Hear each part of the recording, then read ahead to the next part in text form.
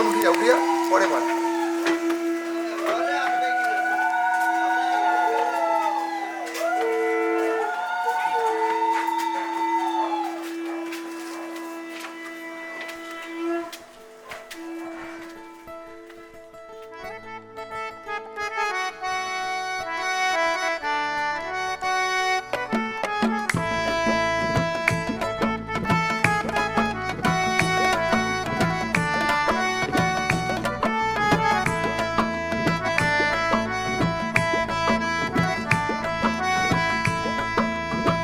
মধুর মধুর চাউনি রে তোর কন্যায় আমার পিণ্ড তিড়িং বিড়িং করে রে।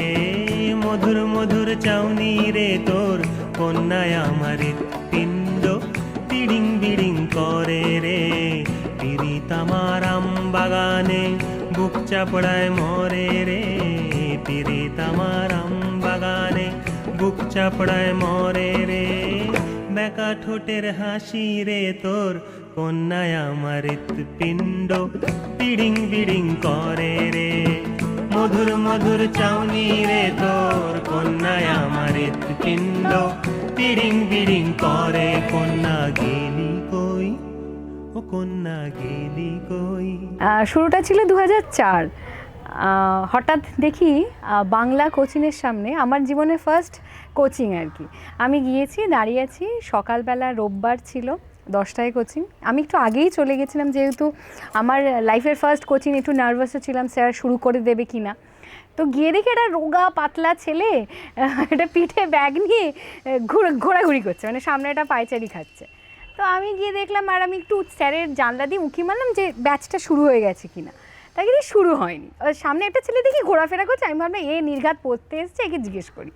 তাই বলছি, তুমি, ওকে আমি ডেকেইছিলাম এরকম করে, তুমি কি এই ব্যাচেই শুরু করবে পড়া? ও জাস্ট আমাকে এরকম করে দেখলো, দেখে এরকম এরকম বললো, না দিদি হ্যাঁ আমি পড়বো, বাট এখন কথা বলতে এসেছি, এরকম সামথিং কিছু একটা বলেছিল। আমি দিদি নই, আমি এই ব্যাচেরই। আমরা 4 বছর বাংলা কোচিংয়েই একসাথে পড়েছি, 9, 10, 11, 12, এবং 2008 সালে আমরা যখন হাই সেকেন্ডারি পাস আউট করে যাই, তখনও সেভাবে সে অর্থে আমাদের কাছে ফোন ছিল না। তো যতটুকু দেখা হতো সেই কোচিংয়ে এসেই দেখা হতো। আমি একটা বেঞ্চের ওপর বসতাম, ওর বেঞ্চের সামনে একটা ডিভান খাটের ওপরও বসে থাকতো। তো প্রথম দেখায় ওকে দেখে আমার ভালো লেগেছিল, কিন্তু কোনো দিনই সেভাবে ওকে কথাটা বলে উঠতে পারিনি, কারণ আমি আসলে ইন্ট্রোভার্ট, আমি খুব একটা কথা বলার, I am not that type of person. আর ও ভীষণ এক্সট্রোভার্ট, তো আমার মধ্যে যে ইন্ট্রোভার্টের লক্ষণ, ও ঠিক উল্টো। আমি কম কথা বলি, ও বেশি কথা বলে, ওর চাল চলন আব ভাব, ও খুব চঞ্চল। তো সেই জিনিসটাই আমাকে মোস্ট অ্যাট্রাক্ট করেছিল। বাট আসল ব্যাপারটা হচ্ছে ওকে আমার খুব ইন্টিমিডেটিং লাগতো, এই কারণে কোনো দিন আমার মনের কথাটা সেভাবে ওকে বলে উঠতে পারিনি। হয়তো আপনাদের নেই, কিন্তু সিলে করে। নম পুষ্প পুষ্পান্তরে ন শির প্রভৃতি সর্বগাত্রায় নম। কত দিন 24।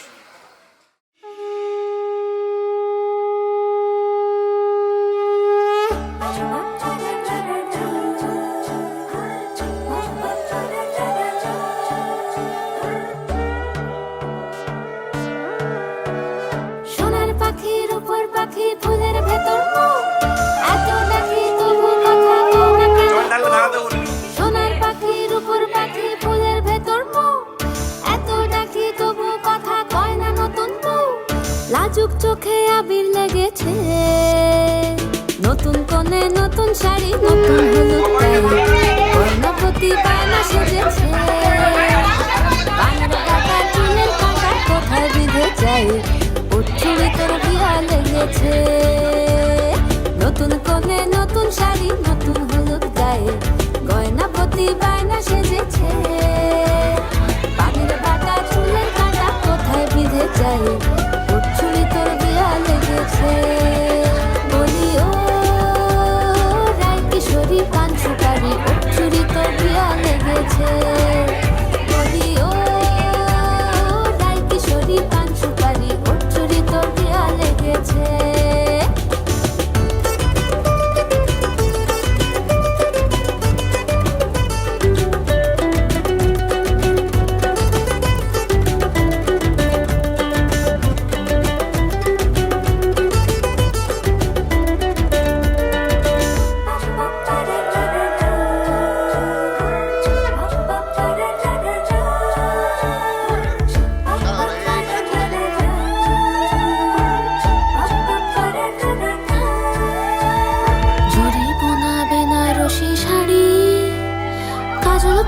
চোখের গহনালো রাত পোহালে পর হবে ঘর বাড়ি কাঁদিস না লো মেয়ে তুই ভালো জড়িব না বেনারসি শাড়ি কাজল পরা চোখের গহনালো রাত পোহালে পর হবে ঘর বাড়ি কাঁদিস না লো মেয়ে তুই ভালো সোনার পাখির উপর পাখি ফুলের ভেতর এত নাকি তবু কথা কও না কেন লাজুক চোখে আবির লেগেছে ইতল ঘুমুর ঝুমুর ঝামুর আলতা পরা পায়ে পাগল পাড়া সানাই বেজেছে পানের পাতায় চোখ দেখেছে খবর গেল গায়ে ওর চুরি তোর বিয়া লেগেছে ইতল ঘুমুর ঝুমুর ঝামুর আলতা পরা পায়ে পাগল পাড়া সানাই বেজেছে পানের পাতায় চোখ দেখেছে খবর গেল গায়ে ওর চুরি তোর বিয়া লেগেছে বলি ও রায় কিশোরী পান সুপারি ওর চুরি তোর বিয়া লেগেছে বলি ও রায় কিশোরী আমার নাম পান পূর্বা। সুপারি, ওর আমাকে চুরি তোর তখন বিয়া ওই লেগেছে। ছোটবেলা আমাদের কবি খুশি কবি গান রিলিজ হয়েছিল, করিনা কাপুরকে পু বলে ডাকতো। তো হঠাৎ কেন জানি না যে ছেলেটা আমার সাথে কথা বলতো না সেই ছেলেটা আমাকে ওই অত কোচিনের ছেলেদের মেয়েদের মাঝখানে যখন কথা বলতো তখন আমাকে ডাকতো পু বলে। আমি বললাম কি বলছিস তুই? না তোকে পু বলেই ডাকবো। দেন তোর নাম পূর্বা, ও পুরো নামটাও আমি ডাকতে পারবো। বাহ বেশ ভালো, তো কেউ কোনোদিন ডাকিনি আমাকে এই নামে।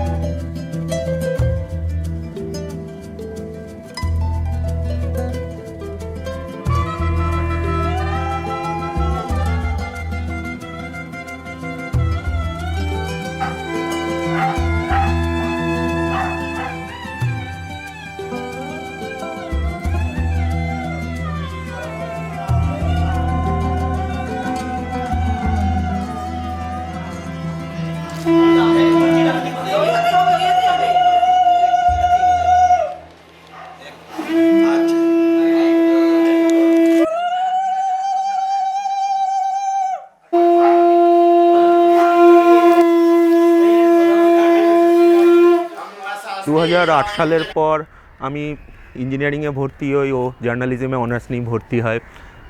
তারপর আর সেরকম কথা ছিল না কিছুদিন।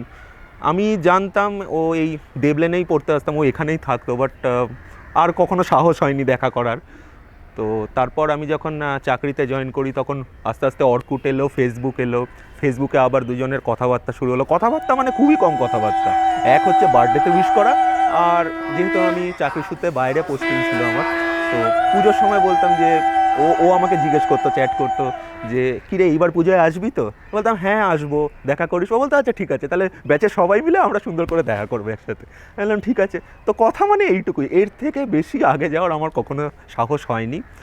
তো এইভাবেই চলছিল, বেশ কয়েকটা বছর পার হয়ে গেল। ইন দ্য মিন টাইম আমার লাইফেও আমার ওপর দিয়ে কিছু ঝড় যায়। 2014 সালে আমার বাবা মারা যায়।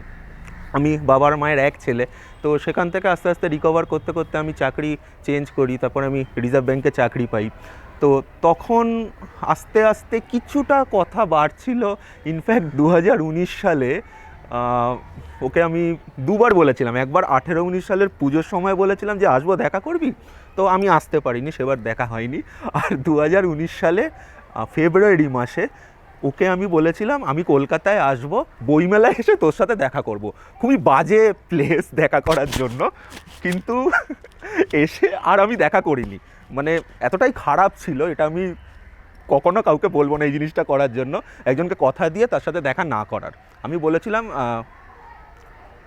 যে এসো আমরা দেখা করবো, বলছিল ঠিক আছে এসো দেখা করবো, আমি 2 দিন ফ্রিও রাখবো তোমার জন্য। কিন্তু এসে আমি আর দেখা করিনি। তারপর 1 সপ্তাহ কেটে গেছিলো, আমি আবার আমার চাকরির জায়গায় ফিরেও গেছিলাম। তো ও বললো যে কী রে, আমি তোর জন্য, তুই বললি এসে দেখা করবি, তুই দেখা করলি না? না আমার কাজ ছিল। আচ্ছা কাজ ছিল না, কাউকে এরকম টাইম দিয়ে আমি তোর জন্য 2 দিন টাইম রাখলাম, তুই এসে দেখা করলি না, কী ব্যাপার বলতো তোর? তো এইভাবেই চলছিল, আরও কিছুদিন গেল। তারপর আস্তে আস্তে আমাদের কথাটা বাড়লো। তো এবার ব্যাপারটা হচ্ছে আমার মধ্যে যেহেতু এতটা বছর কেটে গেছে, এত দিন কেটে গেছে, তো মনের মধ্যে আমার কিছু চাপা কথা ছিল এবং সেগুলো ন্যাচারাল ফ্লোতে আস্তে আস্তে বেরোয়। এবং ওকে অনেক কথাই আমি বলে দিই, কিন্তু ওকে সেই অর্থে কোনো দিন প্রপোজই আমি করিনি।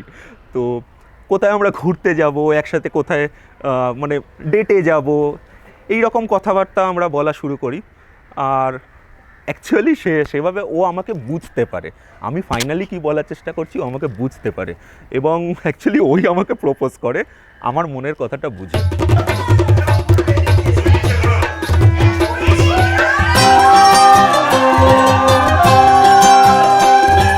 হাত দুহানি রাঙার শুকনো ছাপানির খিলি, আরে ওই হাতে তোর বাইন্ধা দিমু সোহাগ ঝিলিমিলি। ধনী মন রাঙাইলো হাতে, ধনী সুখ রাঙাইলো মনে।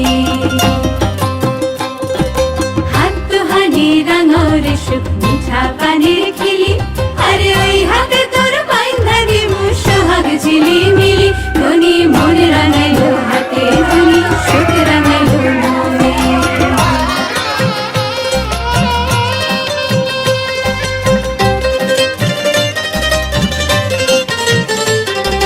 যতন যতন করে দেব সোনার সাত লড়ি, আরে যতন যতন করে দেব সোনার সাত লড়ি। আসমানেরও তারা দেব আহা মরি মরি, সোহাগ রাখিও যতনে, ধনী হাত রাঙাইলো মনে। মন দিমু পবন দিমু সপ্ত ডিঙা ভরে, সপ্ত ডিঙা ভরে। মন দিমু পবন দিমু সপ্ত ডিঙা ভরে, বাদামে বাতাস দিমু রঙিলা আদরে। ধনী হাত রাঙাবে মনে, ধনী থাকিও যতনে।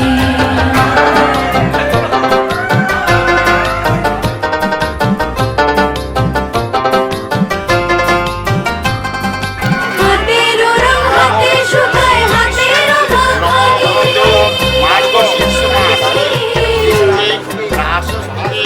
হাতেরও রং হাতে শুকায়, হাতেরও ভাঙানি। ওই হাতে লোটাইলা দিমু চাল ধুইবার পানি, ওই হাতে লোটাইলা দিমু চাল ধুইবার পানি। পানি রাখিও যতনে, ধনী হাত রাঙাবে মনে। হাত দুহানি রাঙার শুকনো ছাপানির খিলি, আরে ওই হাতে তোর বাইন্ধা দিমু সোহাগ ঝিলিমিলি। ধনী মন রাঙাইলো হাতে, ধনী সুখ রাঙাইলো হবে মনে। অবশ্যই অবশ্যই আমি তাহলে সেইভাবে দোষের করে নিয়ে চলবো। হাত দুহানি রাঙার শুকনো ছাপানির খিলি, আরে ওই হাতে তোর বাইন্ধা দিমু সোহাগ ঝিলিমিলি। ধনী মন রাঙাইলো হাতে, ধনী সুখ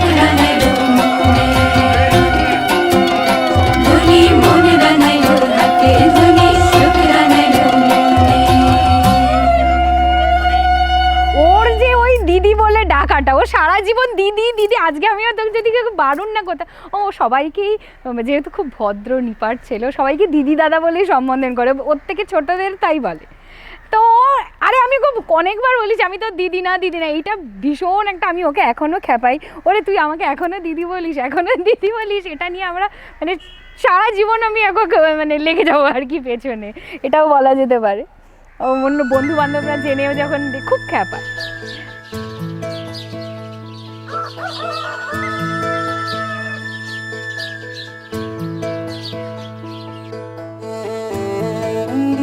ইদম ঊর্ধ্বম ওম নমস্তে সূর্য অনন্তায় নমঃ সন্মুখে শ্রী বিষ্ণু নারায়ণ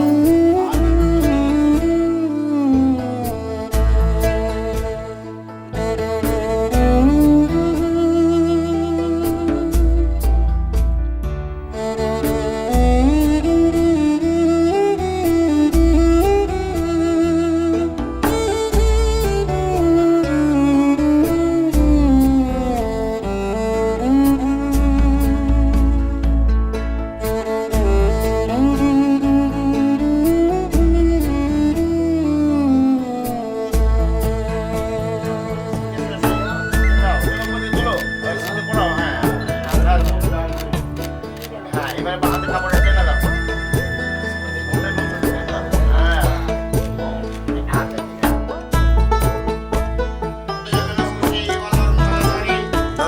দাদা ঢুকছেন আগে পিছু দেখতে হবে।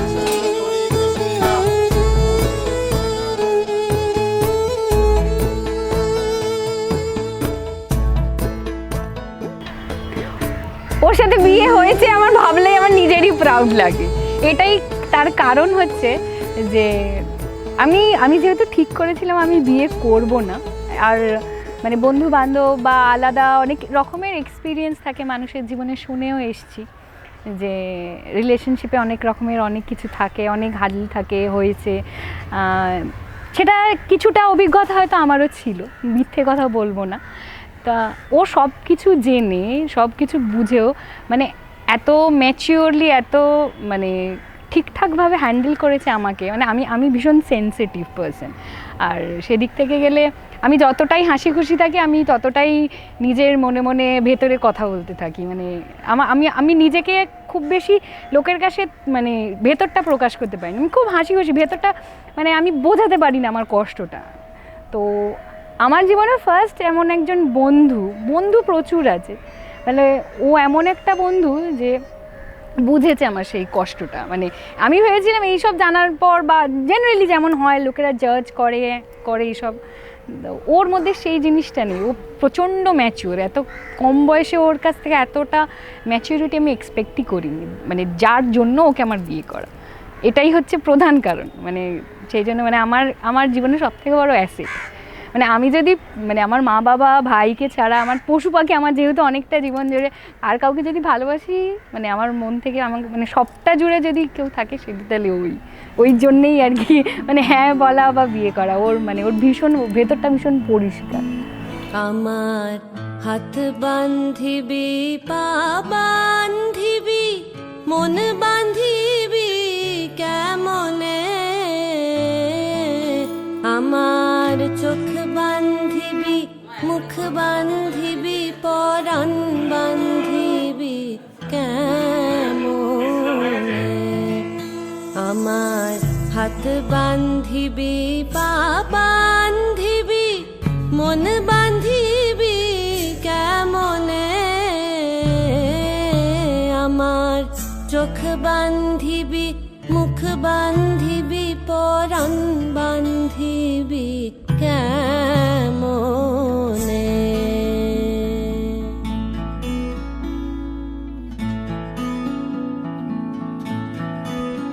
আমি না গেলাম যমুনার ঘাটে, না তুলিলাম জল, না হেরিলাম তারে সখী, না হইলাম চঞ্চল, আমি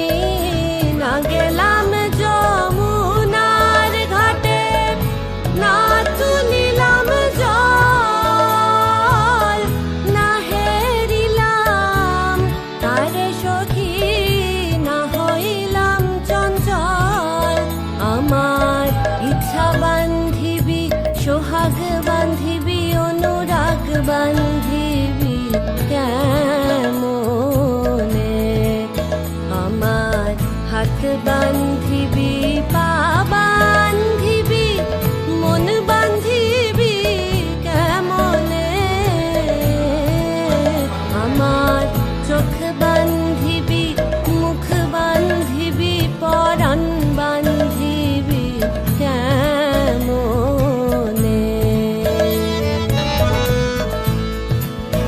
আমি না দিলাম কুলিতে কালি অলমোস্ট 11 বছর পরে যখন 27শে এপ্রিল 2019-এ দেখা হলো, ও আমাকে একটি আংটি দিয়েছিল।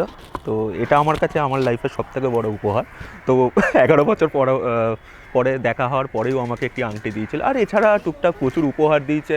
ইনফ্যাক্ট তো মানে আমরা দুজনে এতটাই আন্ডারস্ট্যান্ডিং, আমি ওকে যেমন বোঝার চেষ্টা করি, ও আমাকে বোঝার চেষ্টা করে। আমার জন্মদিনে, এমনকি সবথেকে সারপ্রাইজিং আমার বিয়ের তত্ত্বেও অ্যাস্টেরিক্সের বাংলা সেট আর একটা ভিডিও গেমের কপি গিফট এসেছিল। তো এই হচ্ছে মেমোরিজ উপহারের।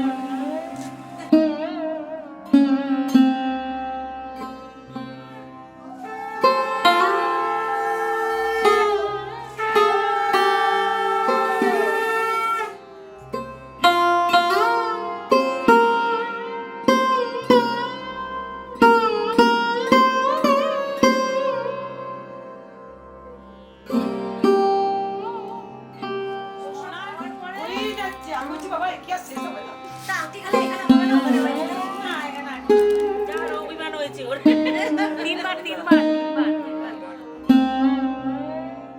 তোকে বা তুই, এখনও আমি তোকে তুই মানে তুই বলি, বা তুমি বা তুই তুই এখন যেমন আছিস, আমি তোকে ঠিক সারাটা জীবন এইভাবেই দেখতে চাই, এইরকমই থাকিস।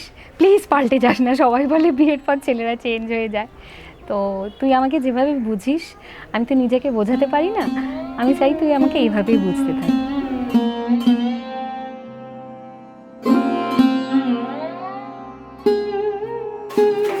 আমার ছবি তুলো না। সবাই একসাথে আসো।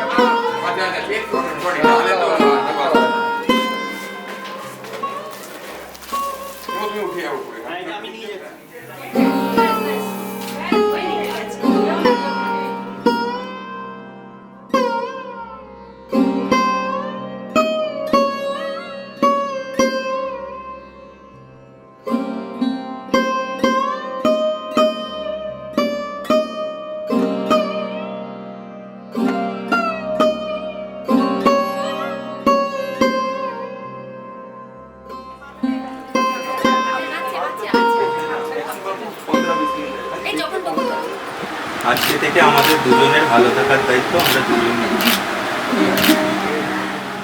কিন্তু জিমের খাবারের দায়িত্বটা আমি নিলাম।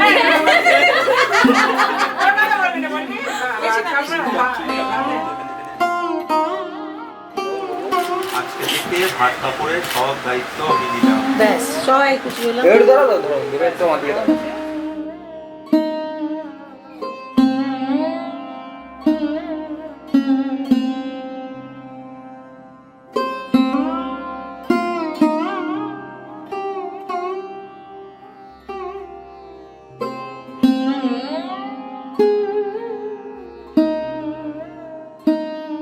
তোমাকে অ্যাড্রেস করে শুধু এটুকুই বলতে পারি, আমি যে প্রমিসগুলো করেছিলাম তোমাকে, সেই প্রমিসগুলো আমি সারা জীবনের জন্য রাখবো এবং সারা জীবন চেষ্টা করব তোমাকে হ্যাপি রাখার।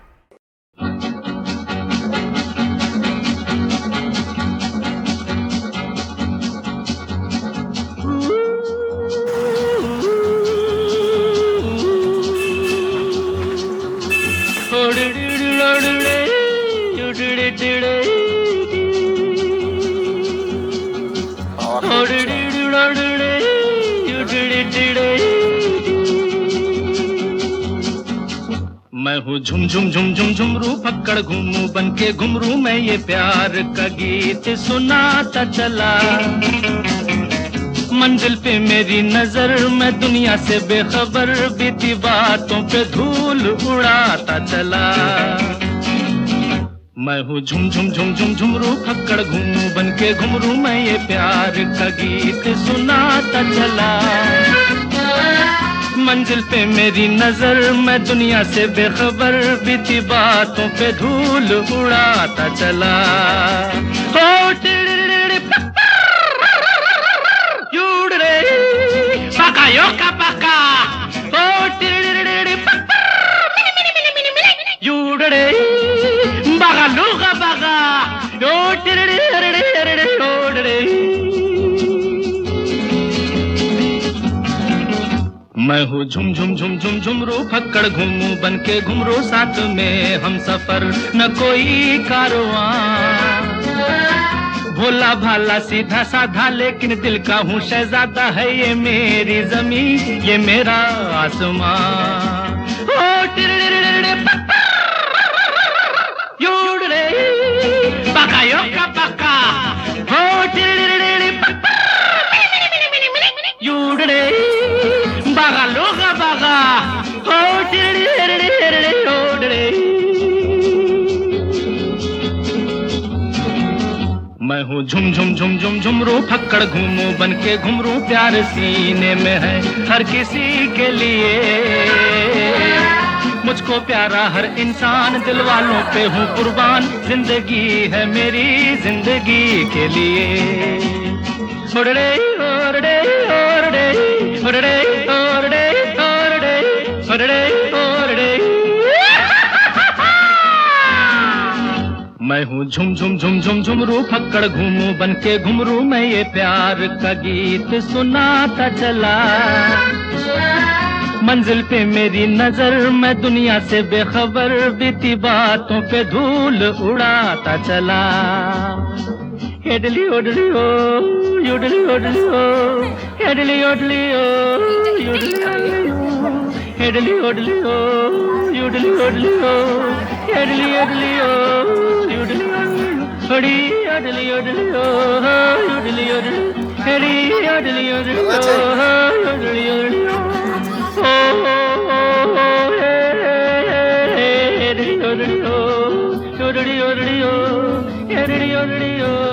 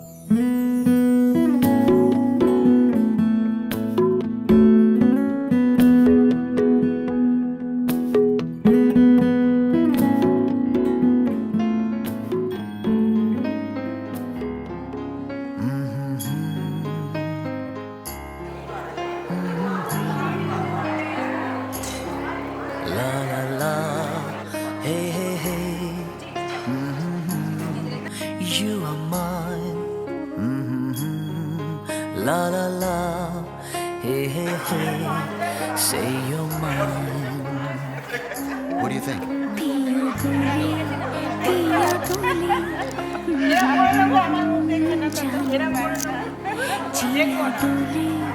हौले हौले क्यों ये डोले जानू ना दिल की जो बातें हैं, बातें जो दिल की हैं, दिल ही में रखना पिया लब तो ना खोलूं मैं, खोलूं ना लब तो पर आँखों से सब कह दिया पिया बोले पिया बोले क्या ये बोले जानू ना जिया डोले हाले हाले क्यों ये डोले जानू ना पियू बोले पिया बोले क्या ये बोले जानू ना जिया डोले हौले हौले क्यों ये डोले जानू ना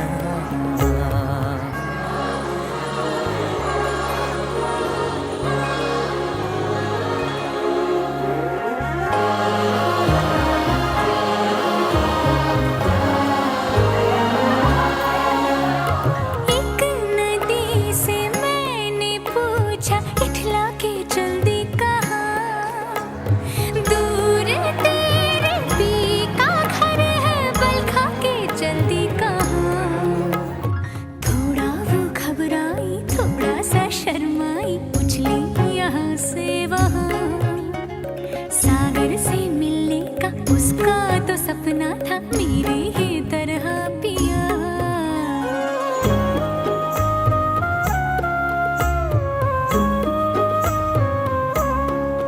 जिया डोले हौले हौले क्यों ये डोले जानू ना पियू बोले पिया बोले क्या ये बोले जानू ना जिया डोले हौले हौले ভালো করে গানটা শুনে যান। বাদ বাকি নিচে নেব গানটা করুন, গানটা করুন জোরে, আবার জোরে, আরে পুরোটা করুন।